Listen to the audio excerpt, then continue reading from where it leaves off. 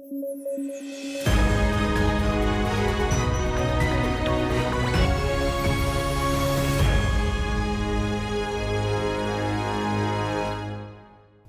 News at 9 programme में आपका स्वागत है। मैं हूं अमृत उपाध्याय। आइए जल्दी से देखें आज की हेडलाइंस। पृथ्वी को मिलेगा मिनी मून, 2024 PT5 दिया गया है नाम। रेयर इवेंट है मिनी मून। पोर्ट ब्लेयर बना श्री विजयपुरम, चोल काल में नौसैनिक अड्डा था अंडमान। औपनिवेशिक मानसिकता को बदलने की कोशिश। और गुजरात में आयोजित हो रही है री इन्वेस्ट 2024 समिट। भारत की सौर क्रांति ने बिखेरी रोशनी, भारत की होगी 21वीं सदी का नारा बुलंद।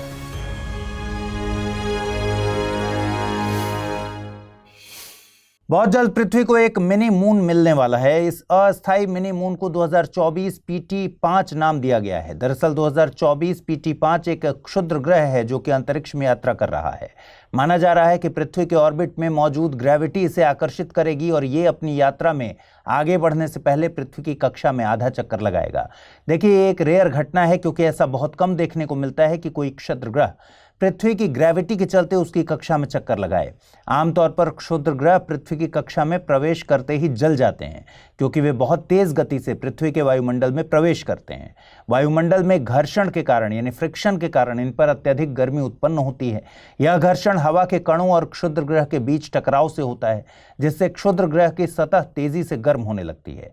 इस गर्मी के कारण क्षुद्र ग्रह जलने लगता है और अक्सर वायुमंडल में ही पूरी तरह से नष्ट हो जाता है। आसान शब्दों में कहें तो क्षुद्र ग्रह की उच्च गति और वायुमंडल के घर्षण से इतनी ज्यादा गर्मी पैदा होती है कि वो जलकर राख बन जाता है। यही रीजन है कि अधिकतर क्षुद्र ग्रह पृथ्वी तक पहुंचने से पहले नष्ट हो जाते हैं। जो क्षुद्र ग्रह पृथ्वी के गुरुत्वाकर्षण के चलते उसकी कक्षा में चक्कर लगाते हैं उन्हें मिनी मून कहते हैं। विज्ञान जगत में मिनी मून को काफी अहम माना जाता है क्योंकि इनमें कीमती धातुएं जैसे प्लेटिनम, सोना और अन्य दुर्लभ तत्व हो सकते हैं जो पृथ्वी पर बहुत कम मात्रा में पाए जाते हैं लेकिन अंतरिक्ष में बहुतायत में है। जब ये मिनी मून पृथ्वी के गुरुत्वाकर्षण से आकर्षित होते हैं तो यह वैज्ञानिकों और कंपनीज के लिए इन धातुओं का अध्ययन और संभावित रूप से खनन करने का मौका बन जाता है। अगर हम ऐसी तकनीक विकसित कर पाए जिससे इन धातुओं को निकाला जा सके तो यह भविष्य में अंतरिक्ष मिशनों और उद्योगों के लिए भी उपयोगी साबित हो सकता है। हालांकि तकनीकी परिभाषा के मुताबिक तो 2024 PT5 मिनी मून नहीं है क्योंकि यह पृथ्वी की कक्षा का पूरा चक्कर नहीं लगाएगा, लेकिन बताया जा रहा है कि यह पृथ्वी की कक्षा में 56 दिन से ज्यादा मौजूद रहेगा। आपको बता दें कि मंगल और बृहस्पति ग्रह की कक्षाओं के बीच कुछ छोटे छोटे आकाशीय पिंड हैं जो सूर्य की परिक्रमा कर रहे हैं। इन्हें क्षुद्र ग्रह कहते हैं।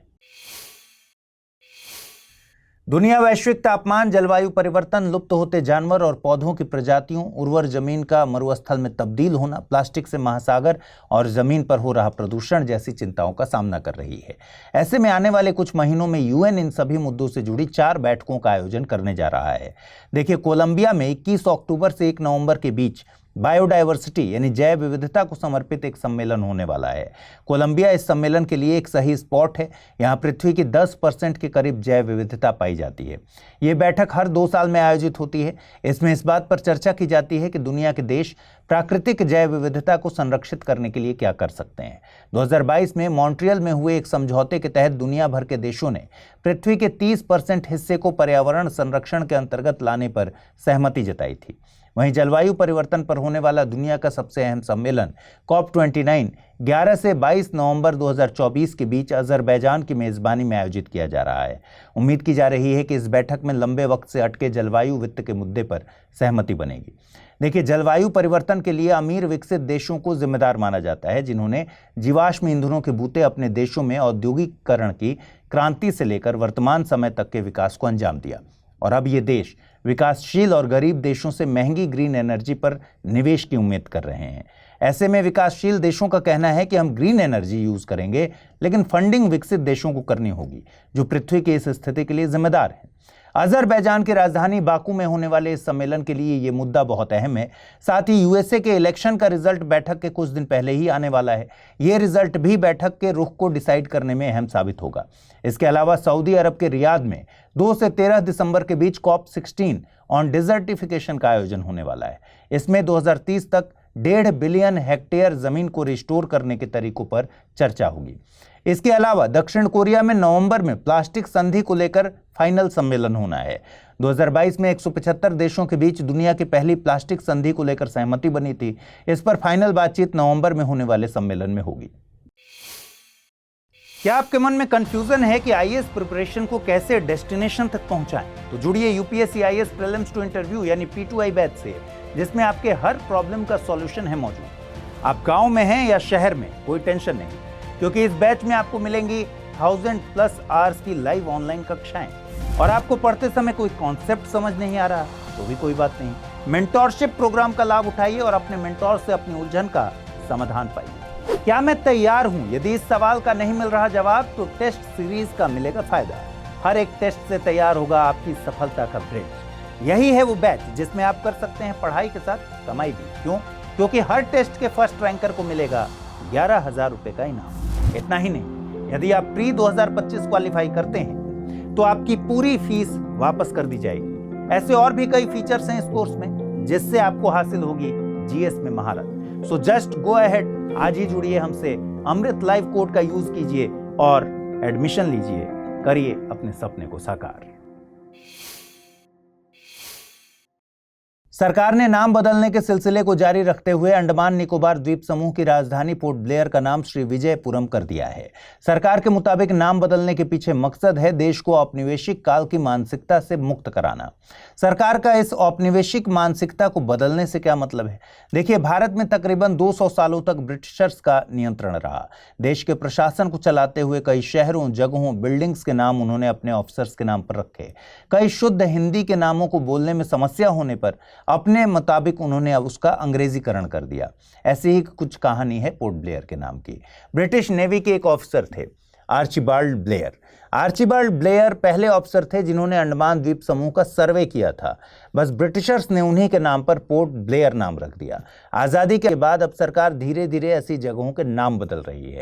पोर्ट ब्लेयर भारत के इतिहास में कई वजहों से प्रसिद्ध रहा है। जैसे जब भारत का स्वतंत्रता आंदोलन अपने पीक पर था तो 1906 में यहाँ पर एक सेलुलर जेल स्थापित की गई जिसे काला पानी कहा जाता है। यहाँ पर कई स्वतंत्रता सेनानियों को रखा गया था जिसमें वीर दामोदर सावरकर का नाम प्रमुखता से लिया जाता है। वहीं इतिहास में 11वीं शताब्दी के चोल सम्राट राजेंद्र प्रथम ने श्री विजय पर हमला करने के लिए अंडमान द्वीप समूह को एक रणनीतिक नौसैनिक अड्डे के रूप में इस्तेमाल किया था। श्री विजय वर्तमान इंडोनेशिया में है। तंजावुर में पाए गए 1050 ईस्वी के एक शिलालेख के मुताबिक चोलों ने इस द्वीप को मानक्कावरम भूमि, नेकेड लैंड कहा था। और यहाँ एक बात और गौर से समझिए, किसी राज्य का नाम बदलने की शक्ति संसद के पास है।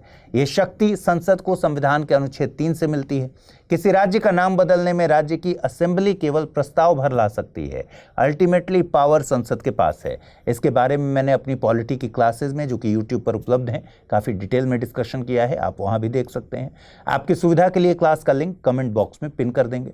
यूपीएससी ने इस बारे में कई सवाल पूछे हैं, इसलिए आप इस क्लास को डिटेल में करेंगे तो आपको कॉन्सेप्ट के लेवल पर क्लैरिटी मिलेगी। वहीं किसी राज्य के शहर के नाम बदलने की प्रोसेस राज्य की असेंबली द्वारा ही की जा सकती है।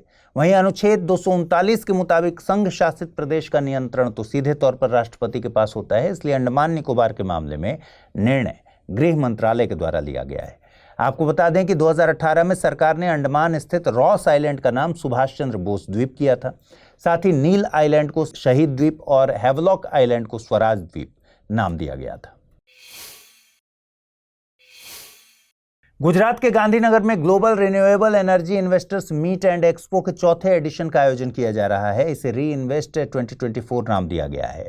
इस मौके पर प्रधानमंत्री नरेंद्र मोदी ने कहा कि भारतीयों ने भारत को दुनिया की तीसरी सबसे बड़ी अर्थव्यवस्था बनाने की शपथ ली है। जब भी 21वीं सदी का इतिहास लिखा जाएगा, भारत की सौर ऊर्जा की क्रांति का नाम स्वर्ण अक्षरों में दर्ज होगा। प्रधानमंत्री के मुताबिक ग्रीन फ्यूचर और नेट जीरो सिर्फ फैंसी वर्ड्स नहीं हैं, ये देश की ज़रूरत हैं और हम इसे हासिल करने के लिए प्रतिबद्ध हैं। सरकार अयोध्या और 16 अन्य शहरों को मॉडल सोलर सिटी के तौर पर विकसित करने के लिए काम कर रही है। नेट जीरो से मतलब क्या है? नेट जीरो से मतलब है किसी निश्चित अवधि में ग्रीन हाउस गैसों को जितना उत्सर्जन हो उतना ही कैप्चर भी किया जा सके। भारत ने 2070 तक नेट जीरो का टारगेट रखा है। इस मौके पर प्रधानमंत्री सूर्य घर में मुफ्त बिजली योजना का भी जिक्र किया गया। ये एक यूनिक रूफटॉप सौर योजना है। इसमें सरकार फंड मुहैया कराती है और हर घर में सौर छतों की स्थापना में मदद करती है। आंकड़ों के मुताबिक इसके लिए 13 मिलियन परिवारों ने रजिस्ट्रेशन कराया है, जबकि 3.25 लाख परिवारों में इंस्टॉलेशन का काम पूरा करा लिया गया है। आइए देखें आज का टर्म ऑफ द डे। आज का टर्म ऑफ द डे है सतत विकास। सतत विकास, सस्टेनेबल डेवलपमेंट से मतलब है कि पृथ्वी पर मौजूद हर तरह के संसाधनों का इस तरह उपयोग करना जिससे न केवल वर्तमान पीढ़ी की जरूरतें बल्कि भविष्य की पीढ़ी की जरूरतें भी पूरी हो सके। इसका मुख्य मकसद है पृथ्वी के प्राकृतिक संसाधनों का न्याय संगत उपयोग, संरक्षण और उचित प्रबंधन करना। 1987 में world commission on environment and development ने एक रिपोर्ट जारी की थी जिसका नाम था कॉमन फ्यूचर।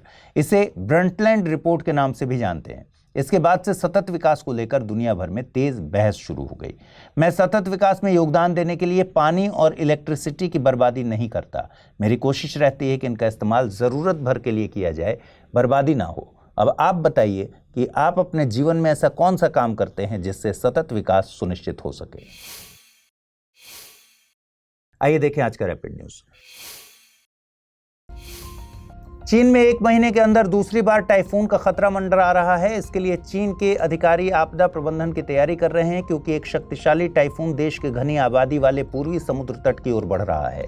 इस टाइफून को बेबिनका नाम दिया गया है। टाइफून की वजह से हवा की गति 155 किलोमीटर प्रति घंटा या उससे अधिक हो सकती है और इस टाइफून को फिलहाल कैटेगरी 1 में रखा गया है। यह 1949 में आए टाइफून गलोरिया के बाद चीन में आने वाला सबसे शक्तिशाली तूफान है। वहीं बेबिनका पहले ही फिलीपींस में 6 लोगों की मौत और कई लोगों के लापता होने का कारण बन चुका है। भारत ने ऑपरेशन सद्भाव शुरू किया है। यह ऑपरेशन आसियान क्षेत्र में मानवीय सहायता और आपदा राहत में योगदान देने के भारत के व्यापक प्रयास का हिस्सा है, जो देश की एक्ट ईस्ट नीति के अनुसार चलाया जा रहा है। इसका मकसद म्यांमार, वियतनाम और लाओस को राहत सामग्री भेजना है। यह क्षेत्र दक्षिण चीन सागर से उत्पन्न होने वाले तूफान यागी से प्रभावित हुआ था। इकोसिस्टम को मजबूत करने के मकसद से एक डिजिटल प्लेटफॉर्म भास्कर लॉन्च किया जाएगा। यहां भास्कर का मतलब है Bharat startup knowledge access registry. इस दिशा में केंद्र सरकार का department for promotion of industry and internal trade काम कर रहा है। इस प्लेटफॉर्म को startups, investors, advisers, service providers जैसे प्रमुख हितधारकों के बीच सहयोग बढ़ाने के लिए डिजाइन किया गया है। यह पहल भारत को इनोवेशन और एंटरप्रेन्योरशिप में ग्लोबल लीडर के रूप में ट्रांसफॉर्म करने तथा स्टार्टअप मूवमेंट के प्रति देश की प्रतिबद्धता को सुदृढ़ करने में मदद करेगी। GCI यानी वैश्विक साइबर सुरक्षा सूचकांक 2024 में भारत टियर 1 श्रेणी के देशों की सूची में पहुंच गया है। इसे हाल ही में अंतर्राष्ट्रीय दूरसंचार संघ द्वारा जारी किया गया। यह सूचकांक वैश्विक स्तर पर साइबर सुरक्षा के प्रति देशों की प्रतिबद्धता को मापता है। CGI 2024 में 5 साइबर सुरक्षा स्तंभों का उपयोग किया गया है, जिसके आधार पर टियर 1 यानी रोल मॉडलिंग देशों में 46 देशों को रखा गया है। भारत की बायोटेक क्षमता का प्रदर्शन करने के बाद ग्लोबल बायो इंडिया 2024 का चौथा संस्करण सफलतापूर्वक संपन्न हुआ। इस वैश्विक कार्यक्रम का आयोजन विज्ञान एवं प्रौद्योगिकी मंत्रालय द्वारा किया गया। इस वर्ष की theme biotech innovation and bio manufacturing में संभावनाओं और अवसरों तथा जैव अर्थव्यवस्था पर इसका प्रभाव रखी गई थी। इस समारोह में I4 यानी इनोवेशन फॉर इंडस्ट्री और पेस यानी promoting academic collaboration and entrepreneurship कार्यक्रमों के अंतर्गत प्रस्तावों को आमंत्रित करने का शुभारंभ भी किया गया। यह नवाचार को बढ़ावा देने के लिए सरकार की प्रतिबद्धता को दर्शाता है। ADB यानी एशियाई विकास बैंक ने पाकिस्तान को अपनी खराब शिक्षा प्रणाली को सुधारने तथा अपने नागरिकों को गुणवत्तापूर्ण प्रशिक्षण प्रदान करने की सलाह दी है। इस सलाह में एक मॉडल के रूप में भारत की उल्लास योजना का जिक्र किया गया है। उल्लास भारत सरकार द्वारा आजीवन सीखने की प्रवृत्ति को बढ़ावा देने के लिए शुरू की गई एक योजना है। इसके तहत 15 साल या उससे अधिक आयु के नागरिकों को बुनियादी साक्षरता और संख्यात्मक कौशल प्रदान किया जाता है। इसमें वित्तीय और डिजिटल साक्षरता, स्वास्थ्य देखभाल, बाल देखभाल और परिवार कल्याण जैसे आवश्यक जीवन कौशल भी शामिल हैं। आइए जल्दी से देखें बुलेटिन पर आधारित प्रश्न। पहला सवाल है, भास्कर प्लेटफॉर्म का संबंध है स्टार्टअप से, उच्च शिक्षा से, भारत में खगोल विज्ञान को बढ़ावा देने से या फिर शिक्षा में गुरुकुल पद्धति को बढ़ावा देने से। अगला प्रश्न है, शहीद द्वीप, स्वराज द्वीप और श्री विजयपुरम भारतीय भूमि के किस हिस्से में स्थित हैं? उत्तर पूर्व, उत्तर पश्चिम, दक्षिण पूर्व या फिर दक्षिण पश्चिम। आइए देखें पिछले बुलेटिन में मैंने आपसे क्या सवाल किए थे, उनके सही जवाब क्या है। पहला सवाल है, निम्नलिखित कथनों पर विचार कीजिए। ICAO यूएन की एक विशेषीकृत एजेंसी है। ICAO अंतर्राष्ट्रीय स्तर पर सिविल एविएशन के लिए काम करने वाली संस्था है। सही कथनों को चुनना था, केवल एक, केवल दो, एक और दो, दोनों, न तो एक न ही दो। सही जवाब है कि दोनों कथन सही हैं, यानी विकल्प सी। अगला प्रश्न था, हाल ही में Asia Pacific ministerial conference on civil aviation का आयोजन कहां किया गया? जापान, भारत, नेपाल या फिर श्रीलंका? सही जवाब है भारत, यानी विकल्प बी। तो आज इस बुलेटिन में फिलहाल इतना ही। कल रात 9 बजे आपसे फिर से मुलाकात होगी। ख्याल रखिए अपना, ठीक से पढ़ाई कीजिए, इस बुलेटिन को लाइक कीजिए, और अगर आप इस बुलेटिन की PDF हासिल करना चाहते हैं, अमृत उपाध्याय 007 टेलीग्राम चैनल है जिस पर इसकी PDF रोजाना मिलती है। आज जो सवाल मैंने पूछे हैं उनके जवाब जरूर दीजिएगा कमेंट बॉक्स में। नमस्कार।